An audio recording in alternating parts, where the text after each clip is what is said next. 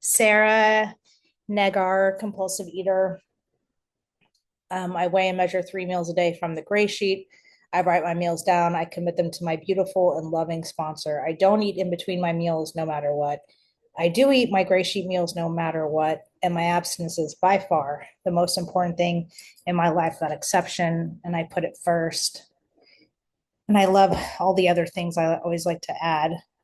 It's the foundation of my life, it's the door to my life. From a gray sheeter who passed away, Michael, who used to say it's more important than my family, it's more important than my job and my health, because I would have none of those, none of those if I wasn't abstinent. That's just for me, for my disease. And it's the greatest gift I've been given. I'm really grateful to be here. I'm really grateful to see some familiar, friendly faces. I'm nervous. I feel vulnerable.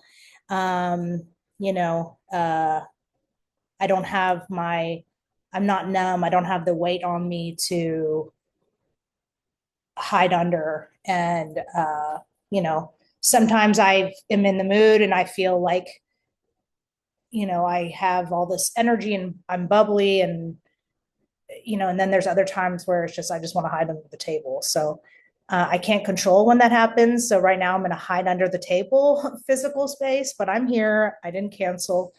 Um, and if anyone's new or coming back, welcome to Gray Sheet. Looks like everyone's been here a while. If you're counting days, or also keep coming back. Um, wow. So I want to just stay on the disease for 10 minutes. I was a compulsive eater since I could remember. I tried to manage it all the ways that we try to manage it, that I've heard in the rooms: pills, diets, exercise, journals, wishes, prayers, trips, no trip, like it says in the big book, all those things, like substitute with the big book with food, that I tried and didn't try. And then I got, before I got sober, there were some efforts of, well, I wouldn't say efforts. People were trying to, oh no, I should say diet pills led me to lose weight and run 11 miles a day. I didn't know that I had become a drug addict. I said I would never become a drug addict or alcoholic like my dad. I love my dad, but I had tasted alcohol in 8th grade, and it was the best thing nothing had altered my mood like that. And I said, I'm going to stay away from it. So I was very straight or square, whatever they call it, wild, but not, not drinking or taking drugs. And I didn't know that I had become addicted to these diet pills. And I was taking so many during the day, and then I was taking sleeping pills to go to sleep. And then for the first time, of course, my behavior was that it just got completely unmanageable. Then a therapist found out, cut off. My mom took my car and money. And then, like a drug addict, I'm asking my boyfriend to buy it. And then I'm stealing money, because if I can't exercise, I can be skinny. If I'm not skinny, I'm not loved. I'm not okay. And eventually that led to an effect on my school work.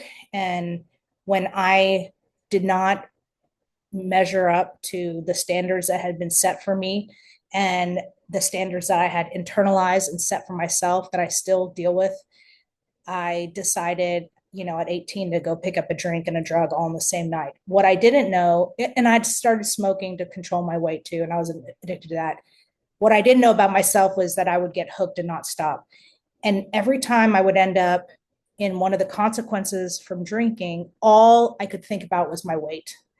I only could look at the girls in there, and the ones who were skinny and pretty, I thought, oh my God, I bet they have a boyfriend, and da da da da. I mean, the sobriety is like, I ballooned up. I went from this like athletic, whatever, to, 230 pounds, eating fast food and stoner, then I'm in this rehab.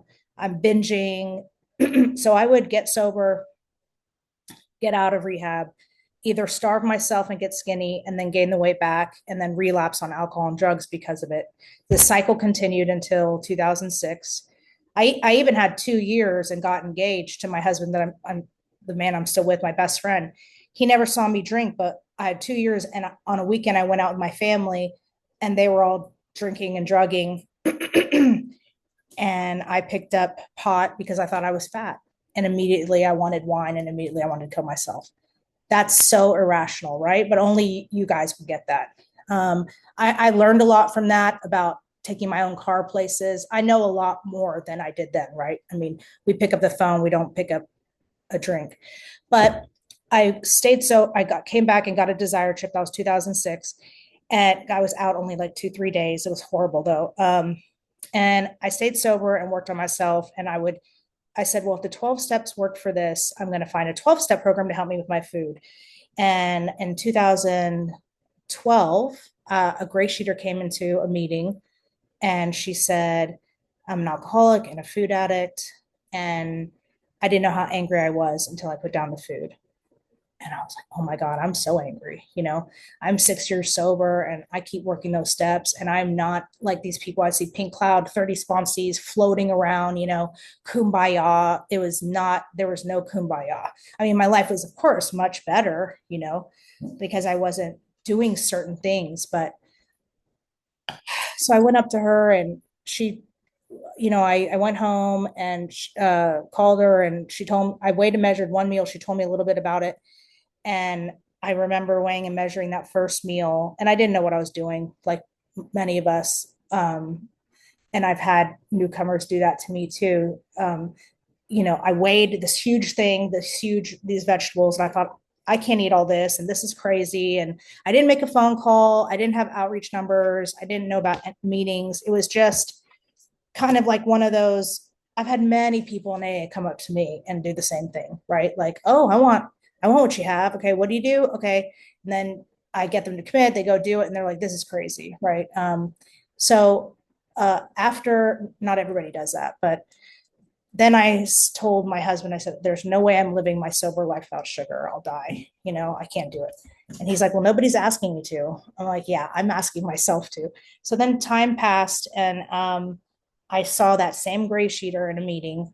And this time she shared something like, I've had the same size clothes for 10 years. And she would always wrap it into alcoholism and this and that, and like for me too, like it takes courage. I know there's a singleness of purpose, but for me, food, my body size, I have a severe eating disorder that began, and it is inextricably, it's not the right way to say it, connected to drugs and alcohol. Because if I am not abstinent, I want to give up. And I've already tried suicide. And sometimes I think, as an addict, the chicken way out is to use, right? So, anyways, so I don't remember how much sobriety I had. It was still around the same time, 6, 7 years. And I heard her. I didn't come up to her. I looked up GreySheet. I read everything on the GreySheet. I read every No Matter What story. I listened to all the MP3. The website was so, so, so helpful. I looked up a meeting. There was a meeting in my neighborhood like 3 days later. And by that time, I had lost all, I had no willpower or power to control the food. I couldn't even muster up 1 hour. There was no fooling myself that, okay, well, I'm going off to GreySheet and let me just start dieting now or something. I couldn't. I mean, I'm completely powerless. I wasn't even going to try. Why try with something that always wins?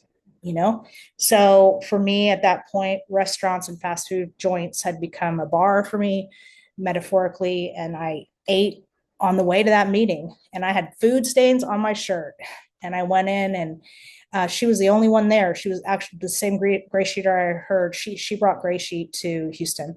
And she shared for 20 minutes and then we had time. So I shared for a while. And then after she said, so do you want to get started? I said, yeah. And she said, okay, well, and then she just basically threw up GreySheet on me in the best way possible. Or maybe I should say, she gave me the entire toolbox in that moment. Like literally it was full. She handed it to me and I'd never quite seen these exact tools. And she was like, okay, you're going to make 3 calls a day. I'm going to give you 3 numbers to start. You're going to ask those 3 people for 3 numbers. You're going to go on this thing here and get all the states people have numbers. You're going to print that out and call them. You have to make your food delicious, greasy and gooey, biggest and the best, the 4 hours. where are you going to get your scale? Commit your next 3 meals, get to a retreat, get to a roundup. What else was in there? Don't eat no matter what, right? Make a call. And I went to Target, got the food, came home, and I always joke it was like an explosion. The bomb went off in my kitchen. And my husband was like, and I have severe anxiety. Well, and back then I didn't even know that. Like, anytime an AA sponsor mentioned my mental health, I fired them. So my hands were shaking. I didn't know what I was specking and flecking. I couldn't even weigh one thing. It was so hard for me. And finally I did. And then I'd make a mistake and do it again. He's like, what are you doing? I said, I'm getting abstinent. And he's like, what is that? And he said, have you talked to anybody in AA about this? I was like, no, I haven't. Do you need Al-Anon? Leave the room. Like I mean, I was a wreck. And he was just like, okay. So I did weigh and measure. It was just, I, I had no idea how much I struggled with executive functioning, and it rocket science would have been easier for me than what I had to do in that kitchen. I would run out of green beans. Sorry, I would run out of a vegetable. I had to call my sponsor. She was hardcore, and she would make me go to the store. So I would go to the store hungry as anything. I couldn't make food changes for 90 days. But then I had to pull over on the side of the road to make phone calls because of I pulled over in abnormal places to make phone calls. I was always making phone calls to Houston GreySheeters. And I made a couple of mistakes. One was I talked to to AAers who are not compulsive eaters. That was a mistake. One time I was detoxing, having all these feelings, and I remember my sponsor said, "Just wait 90 days, and you'll find out what's detox and what's your issues are going to work on, right, in recovery." And I called someone, and they were like, "You sound batshit crazy. You know, you need to moderate, and you need to, And I was like, they're right. And I went and I tried to eat one of whatever. And of course I didn't, and started my day count over. And I remember a gray sheeter said, next time you're having a feeling like that, you need to call someone in gray sheet who has 40 days, who knows what that feels like. And to tell you you're normal. It's okay that you're feeling that way. And another time, like I went to a restaurant, I didn't have my meal. I was learning all these new things and I kept having to count days when I would make these mistakes. So eventually I got time, and I went to a retreat. I did everything. I used every single thing in that toolbox. We started meetings. I went to rehabs down here for women who many women people have eating things. I got into the Intergroup. I mean, I did everything right. This is what I want to say. I did not ever leave Gray Sheet. I didn't ever not put it first. Um, all of that. Um, and my life radically changed. And people in my life, my family, including all my sober people, could not believe the change. And it was way more than the physical. They couldn't even believe. I mean, they became believers after seeing that. And then I had a gray sheet sponsor help me get into therapy and help me get a doctor, and working the steps. And then I get into DA, and I mean, and magical things happen. Magical, like wearing a dress. I had never worn a dress as an adult. Walking into the room and like having my spine high and like not having to adjust my shirt and just being unapologetically me.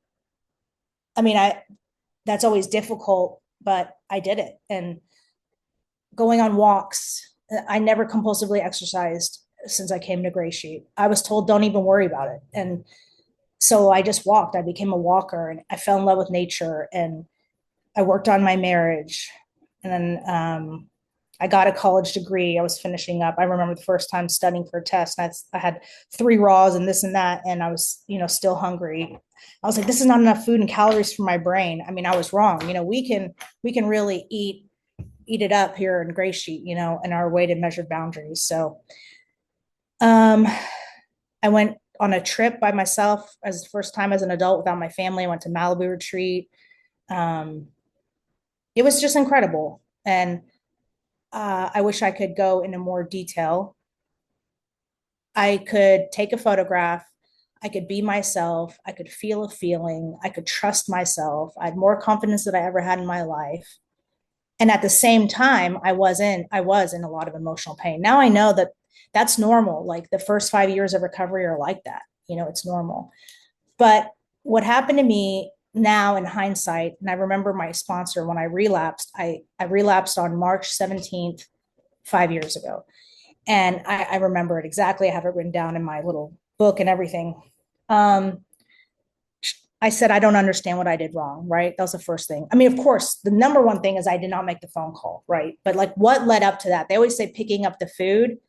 Oh, it looks like I have a minute, I guess a minute to 10 minutes, maybe. I don't know.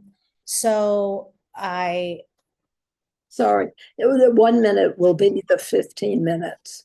oh, okay. Sorry. Oh, that's okay. Hear me before. Sorry, That's, my that's, fault. okay. So, anyways, she said, later you'll figure out what happened, right? And so now I look back and I see that somehow I had thought recovery was transactional. And what I mean by that is I'm being such a good girl, I'm doing everything right. Then why is my son in so much pain? I tried to do everything right and my son was falling apart and I didn't know how to deal with it. And I was gaining weight on the gray sheet and my sponsor said get bigger jeans. And I did, but I